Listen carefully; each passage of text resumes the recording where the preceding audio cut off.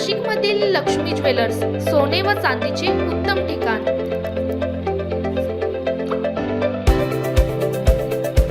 ताज्या बातम्या बघण्यासाठी स्टार लोकशक्ती न्यूज चॅनलला सबस्क्राइब करा आणि बेल आयकॉनला प्रेस करा।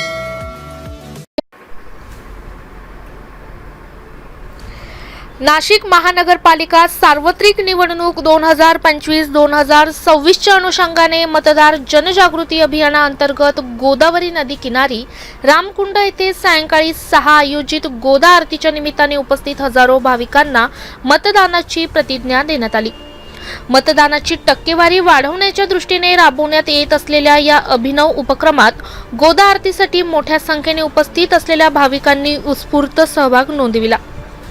नाशिक महानगरपालिकेच्या आयुक्त तथा प्रशासक श्रीमती मनीषा खत्री यांच्या मार्गदर्शनाखाली ही मतदार जनजागृती प्रतिज्ञा देण्यात आली। यावेळी सर्व उपस्थित नागरिकांनी आपल्या मोबाईलचे टॉर्च सुरू करून मतदार जनजागृती अभियानाला प्रतिकात्मक पाठिंबा दर्शविला। तसेच रामकुंड रामतीर्थ परिसरात नाशिक महानगरपालिकेचे बोधचिन्ह, महाराष्ट्र राज्य निवडणूक आयोगाचे बोधचिन्ह व मतदार जनजागृती अभियानाचे बोधचिन्ह रांगोळीच्या माध्यमातून साकारण्यात येऊन नागरिकांचे लक्ष वेधण्यात आले। वोट कर नाशिक कर, कर मतदान, सांगते संविधान, मतदान सर्वश्रेष्ठ दान अशा घोषणांनी संपूर्ण रामकुंड परिसर दुमदुमून गेला। यावेळी गोदावरी नदीत दिवे प्रज्वलित करून एक दिवा मतदानासाठी हे विशेष अभियानही राबवण्यात आले।